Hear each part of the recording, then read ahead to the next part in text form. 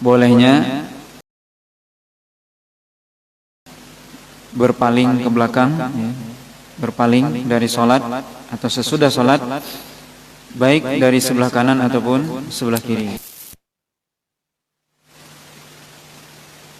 Hadis yang ke 1636 dari kitab Sahih Muslim. Hadis ini yang pertama dari Abdullah bin Mas'ud radhiyallahu taala anhu qala la yaj'alanna ahadukum lisyaitani min nafsihi juz'a la yara illa anna haqqan alaihi alla yansarifa illa an yaminihi aktsaru ma ra'aitu Rasulullah sallallahu alaihi wasallam yansarifu an shimalihi. Dari Abdullah bin Mas'ud radhiyallahu taala anhu, beliau mengatakan bahwasanya janganlah salah seorang di antara kalian menjadikan syaitan bagian dari dirinya, di mana dia tidak memandang kebenaran kecuali berpaling dari sebelah kanan saja. Sungguh aku melihat Rasulullah SAW banyak berpaling dari salat, yaitu dari sebelah kirinya. Kemudian hadis selanjutnya, hadis dari Suddi qala sa'altu Anasan qala ansarifu idza shallaitu an yamini aw an yasari qala amma ana fa aktsaru ma ra'aitu Rasulullah sallallahu alaihi wasallam yansarifu an yaminihi.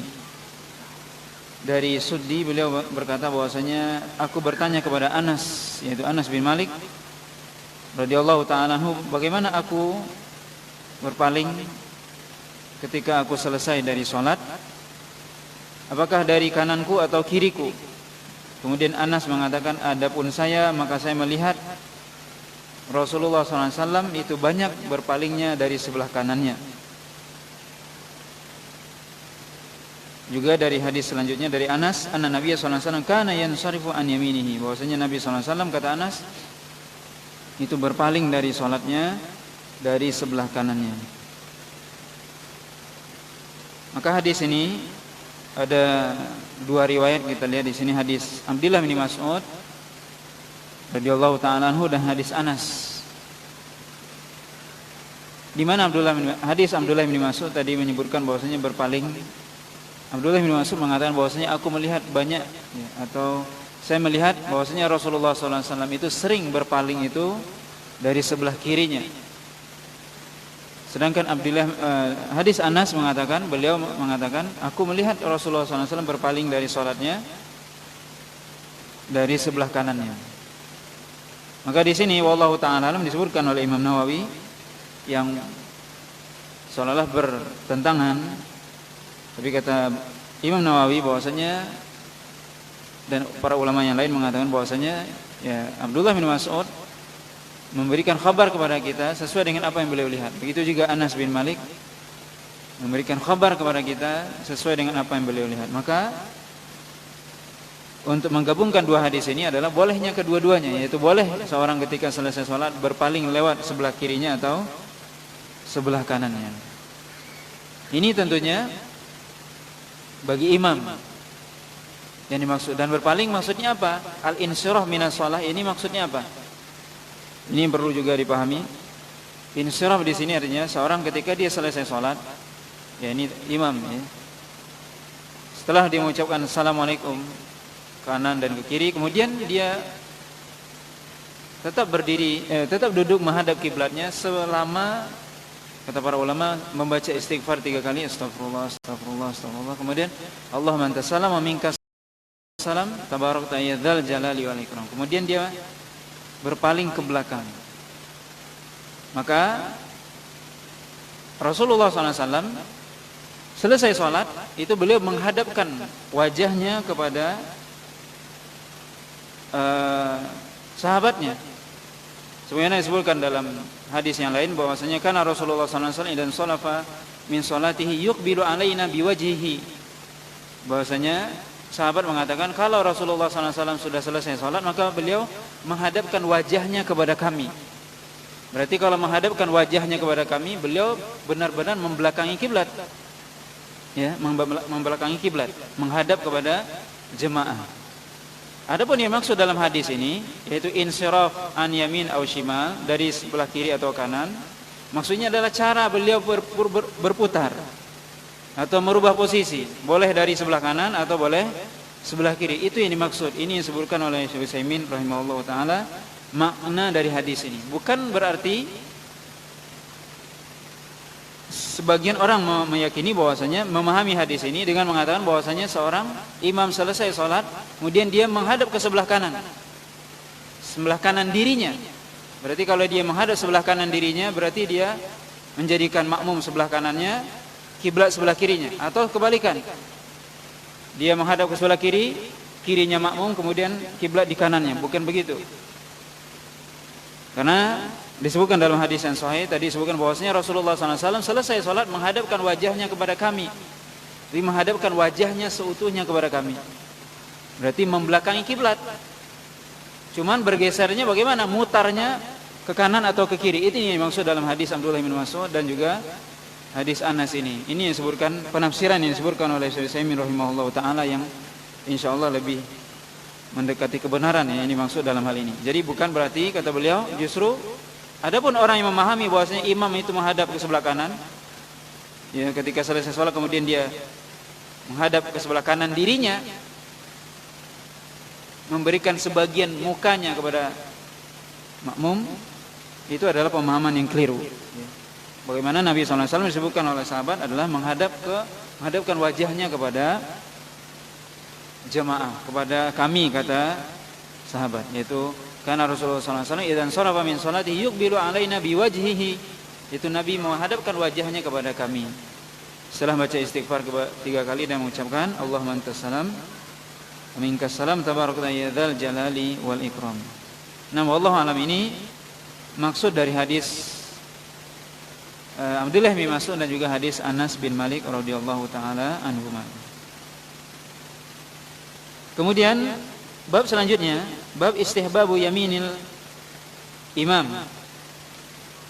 Yaitu bab yang menjelaskan di sini disebutkan oleh Imam Nawawi, yaitu disunnahkan, dianjurkan berada di sebelah kanan imam. Hadis dari Bara' bin Azib radhiyallahu ta'ala anhu qala kunna idza shallaina khalfa Rasulillah sallallahu alaihi wasallam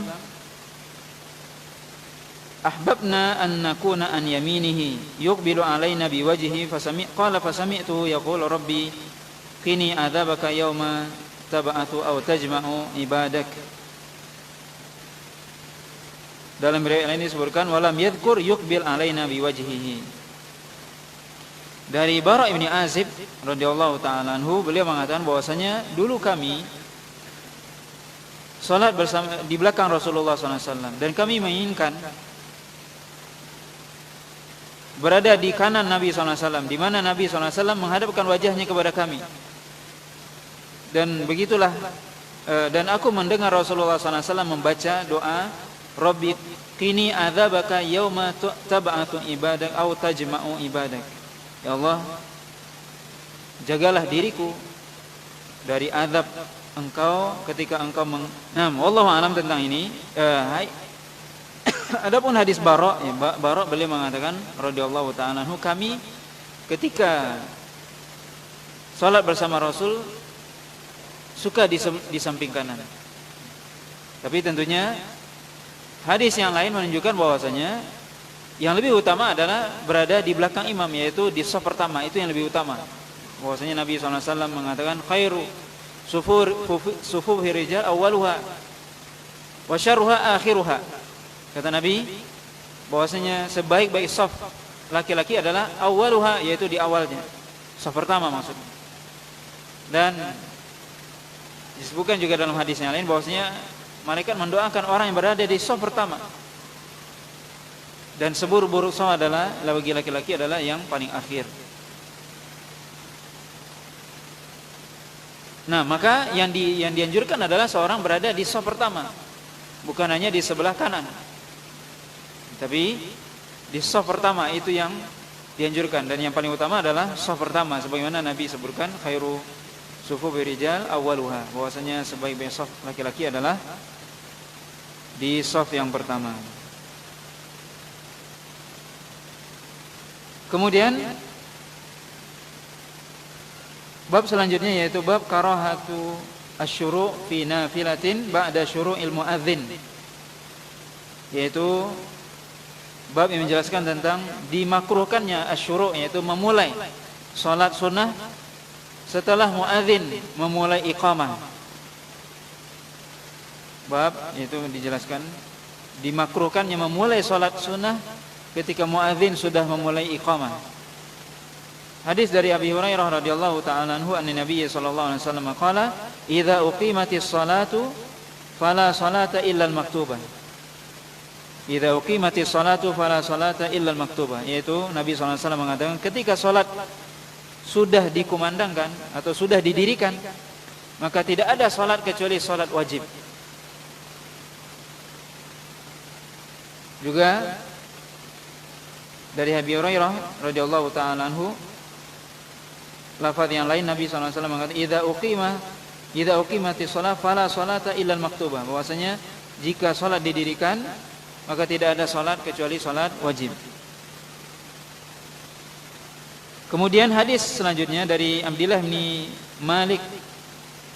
Malikin ibni Buhainah anna Rasulullah sallallahu alaihi wasallam marra bi rajulin yusalli wa qad uqimat salatu subhi fakallamahu bi syai'in la nadri ma huwa falamma sarafna ahadna naqul madza qala laka Rasulullah sallallahu alaihi wasallam qala li yushiku an yusalli ahadukum as-subha arba'an. Dari Abdullah ibni Malik ibni Buhainah bahwasanya Rasulullah sallallahu alaihi wasallam melewati seorang yang sedang melakukan salat. Ketika itu sudah didirikan salat subuh, yaitu sudah qamat. Maka Nabi SAW berbicara kepada orang tersebut dengan sedikit pembicaraan yang kami tidak mengetahui. Setelah kami selesai salat, yaitu salat subuh, kami mendatangi orang tersebut dan kami berkata kepadanya, apa yang dikatakan oleh Rasulullah kepadamu? Maka orang itu mengatakan, yaitu Rasulullah SAW mengatakan kepadaku, hampir saja salah seorang di antara kalian melaksanakan salat subuh 4 rakaat. Kata Nabi, hampir saja salah seorang di antara kalian melakukan salat subuh 4 rakaat, yaitu ketika sudah qamat kemudian dia masih salat sunnah. Setelah dia salat sunnah 2 rakaat ditambah nanti salat subuh 2 rakaat. Kata Nabi, hampir saja seorang di antara kalian melaksanakan salat subuh 4 rakaat. Dalam riwayat yang lain disebutkan juga dari Abdullah ibni Buhainah, Nabi mengatakan kepada orang itu, atusalli subha arba'an, apakah kamu ingin salat subuh 4 rakaat? Kata Nabi kepada orang tersebut yang dia salat sunnah ketika sudah iqamah.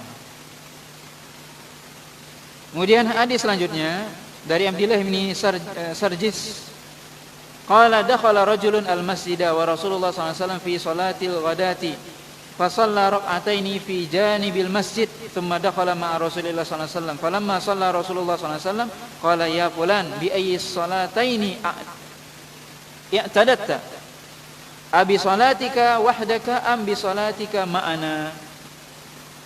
Dari Abdullah bin Sarjis, beliau mengatakan bahwasanya ada seorang laki-laki yang dia masuk masjid sedangkan Rasulullah SAW sedang salat subuh. Kemudian dia salat 2 rakaat di samping masjid, wallahualam di samping atau di teras masjid. Kemudian dia baru setelah itu masuk bersama Rasulullah SAW berjamaah. Selesai Nabi salat, maka Nabi bertanya kepada orang tersebut, wahai fulan, 2 rakaat itu memberikan peringatan kepada orang yang dia tadi ketika Nabi sudah datang berarti sudah qamat. Kemudian orang ini baru mulai dia salat. Ini yang tadi disebutkan. Apakah engkau akan menjadikan salat subuh untuk 4 rakaat? Ini menunjukkan bahwasanya ya seorang kalau sudah iqamah, sudah mulai iqamah, tidak boleh dia mulai pula salat sunnah. Sudah selesai berarti. Maka yang dilarang di sini apa? Memulai. Ini yang disebutkan oleh Nabi tadi, hampir saja salah seorang di antara kalian salat subuh 4 rakaat. Ya, salat subuh 4 rakaat. Itu dengan dia salat 2 rakaat kemudian sendiri, kemudian dia tambah 2 rakaat bersama imam. Kemudian juga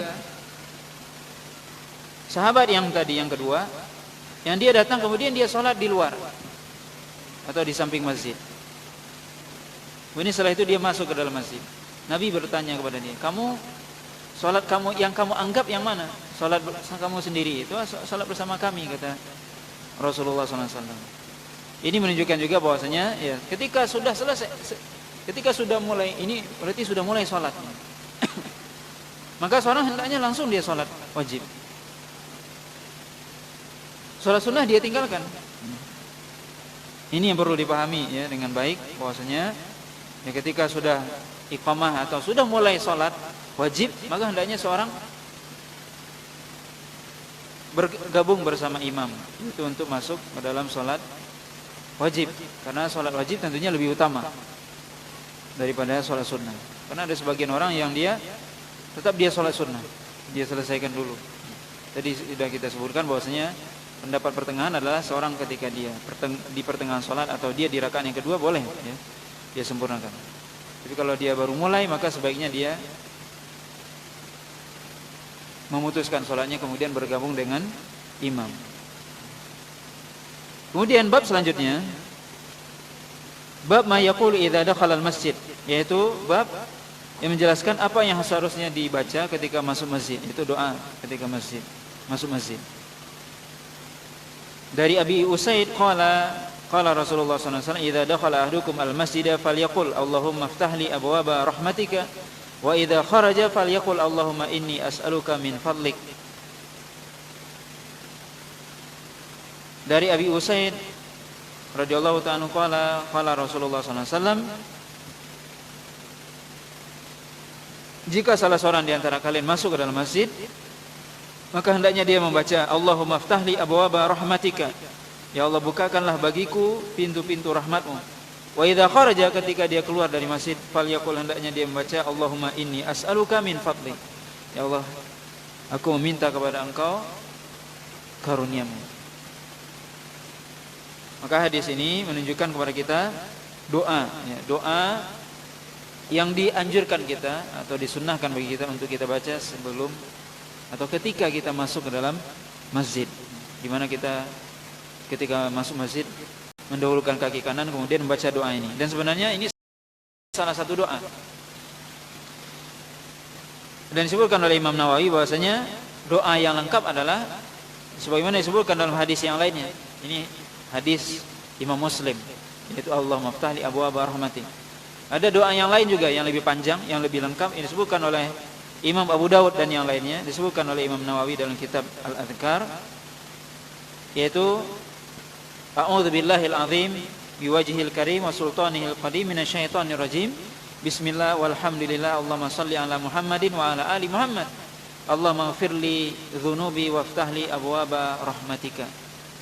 Ini doa masuk masjid yang lengkap yang diberikan oleh Imam Abu Dawud yang lainnya, yaitu A'udzu billahil azim wa biwajhil karim wa sultanihil qadim minasyaitonir rajim. Bismillah walhamdulillah Allahumma shalli ala Muhammadin wa ala ali Muhammad. Allahumma ighfirli dzunubi waftah li abwaaba rahmatika. Yaitu artinya A'udzu billahil azim, ya Allah aku berlindung kepada Engkau, aku berlindung kepada Allah yang maha agung, yang maha besar, biwajhil karim, dengan wajah Allah yang mulia, wa sultanihil qadim, dan juga kekuasaan Allah yang sudah ada sejak lama, minasyaitonir rajim, dari syaitan yang terkutuk. Bismillah walhamdulillah, kemudian dia baca bismillah walhamdulillah, muji Allah Subhanahu wa taala. Allahumma shalli ala Muhammad wa ala ali Muhammad. Ya Allah aku bersalawat kepada Nabi dan kepada keluarga beliau. Kemudian Allahumma ighfirli dzunubi, dia baca ya Allah ampuni dosa-dosaku dan bukakanlah bagiku pintu-pintu rahmatmu. Kemudian ketika keluar juga baca itu, kemudian dia merubah yang akhirnya saja, merubah akhirnya dengan baca Allahumma iftahli Allahumma inni as'aluka min fadlik. Itu ya Allah aku meminta kepada Engkau karuniamu. Ini doa yang diajarkan oleh Nabi SAW ketika kita masuk masjid, berlindung kepada Allah SWT dengan wajahnya, dengan kekuasaannya dari syaitan Menunjukkan bahwasanya ketika kita masuk masjid pun ya, syaitan tetap akan menggoda dan sebagainya. Kemudian ketika kita masuk masjid ya, membaca bismillah sebelum sholat 2 rakaat. Dan sholat tahiyatul masjid itu dianjurkan, disyariatkan di semua waktu. Di semua waktu atau di setiap waktu. Hadis dari Abi Qatadah radhiyallahu ta'ala anhu anna Rasulullah sallallahu alaihi wasallam qala idza dakhala ahadukum al-masjida falyarka' rak'ataini qabla ay yajlisa. Rasulullah sallallahu alaihi wasallam bersabda, jika salah seorang di antara kalian masuk ke dalam masjid, maka hendaknya dia falyarka' rak'ataini, ya ruku' 2 rakaat, maksudnya salat 2 rakaat qabla ay yajlisa, yaitu hendaknya dia salat 2 rakaat sebelum dia duduk. Kemudian riwayat selanjutnya dari Abi Qatadah juga, qala dakhaltul masjida wa Rasulullah sallallahu alaihi wasallam jalisun baina dhahrani an-nas. Qala fajalastu faqala Rasulullah sallallahu alaihi wasallam ma mana'aka an tarka'a rak'ataini qabla an tajlisa. Qala faqultu ya Rasulullah ra'aituka jalisan wan nasu julusan. Qala fa idza dakhala ahdukum masjida fala yajlis hatta yarka'a rak'ataini ala Nabi sallallahu alaihi wasallam dainun. Kemudian aku masuk ke dalam masjid. Kemudian Nabi mengatakan kepadaku, salatlah 2 rakaat. Bapak dan Ibu yang dirahmati Allah Subhanahu wa taala, maka ini riwayat yang disebutkan oleh Imam Muslim, hadis Abi Qatadah tentang disyariatkannya salat. Para ulama sepakat, ijma para ulama bahwasanya salat tahiyatul masjid itu disyariatkan. Ya, disunnahkan.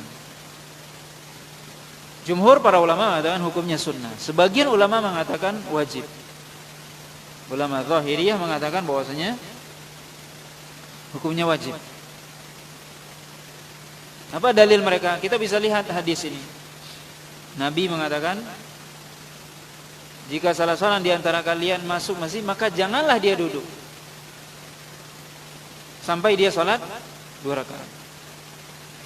Dalam riwayat yang lain disebutkan tadi bahwasanya jika salah seorang di antara kalian masuk masjid, maka hendaknya dia salat 2 rakaat sebelum duduk.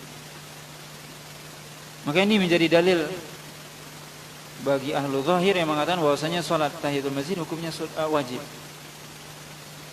Tapi wallahu alam, ya, jumhur para ulama mengatakan bahwasanya salat tahiyatul masjid hukumnya adalah sunnah, ya, tidak sampai kepada wajib. Nah, wallahu alam, ini memang berbeda ya pendapat para ulama dalam hal ini. Kemudian tadi disebutkan dalam judul bahwasanya disyariatkan salat tahiyatul masjid kapan saja. Masuk dalam hal ini apa? Ketika juga waktu-waktu terlarang salat. Misalnya habis salat subuh atau habis salat asar. Ini di antara 2 waktu yang diterlarang untuk salat. Maka seorang ketika masuk masjid ketika 2 waktu tersebut, maka juga ya, dianjurkan tetap ya, disunahkan bagi dia untuk salat tahiyatul masjid. Karena yang dilarang itu adalah salat yang sunnah mutlaqah, kata para ulama. Yang dilarang itu adalah sunnah mutlaqah. Tapi sunnah dzatul asbab, salat sunnah yang ada sebabnya, seperti sebagaimana tadi disebutkan, seorang pertama kali datang ke Mekah, pertama kali ya, tawaf kudum. Ya. Tawaf ketika datang maka dia hendaknya dia tawaf.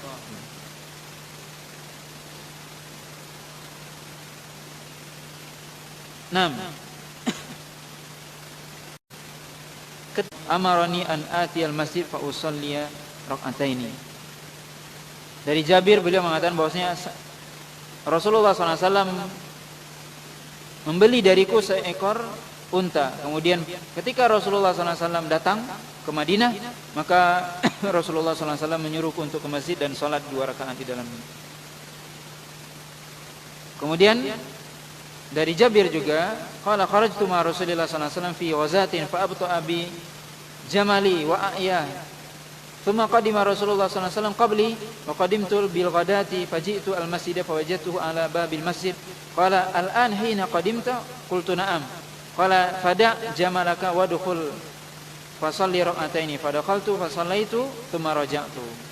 Dari Jabir bin Abdullah bahwasanya beliau mengatakan aku keluar bersama Rasulullah SAW dalam sebuah peperangan. Kemudian unta aku ini lambat jalannya. Capek dia, jalannya lambat. Kemudian sampai akhirnya Rasulullah SAW datang duluan, sampai duluan ke Madinah. Kemudian aku datang sampai ke Madinah pada waktu pagi. Maka kemudian aku mendatangi masjid, maka aku telah mendapati beliau, yaitu Rasulullah, di pintu masjid. Kemudian Nabi mengatakan, sekarang baru kamu nyampe, kata Nabi. Iya, kataku. Kata Jabir, iya. Maka Nabi mengatakan, tinggalkanlah, biarkanlah untamu, maka masuklah ke dalam masjid dan sholatlah 2 rakaat. Maka kata Jabir, aku pun masuk masjid, dan kemudian aku sholat, dan kemudian baru aku pulang. Dari Ka'ab bin Malik, anna Rasulullah SAW kana la yaqdamu min safarin illa naharan fi duha, fa idza qadima bada bil masjid fa shalla fihi rak'ataini thumma jalasa fihi. Dari Ka'ab bin Malik bahwasanya Rasulullah SAW itu tidak datang dari safar kecuali pada siang hari. Artinya beliau tidak pulang ke rumahnya, kembali ke rumahnya dari perjalanan kecuali pada siang hari pada waktu duha. Dan ketika beliau datang maka beliau memulainya dengan masjid, yaitu beliau ke masjid terlebih dahulu, kemudian sholat 2 rakaat, kemudian baru duduk di situ. Maka hadis ini menunjukkan kepada kita juga, ya, hadis Jabir, bahwasanya disunahkan. Ini diantara sunnah yang mungkin termasuk sunnah mahjurah, yaitu sunnah yang sudah ditinggalkan. Yaitu seorang ketika datang dari safar, dia hendaknya dia tidak langsung pulang ke rumahnya, tapi dia ke masjid. Ya, ini diantara sunnah yang dilakukan oleh Nabi SAW.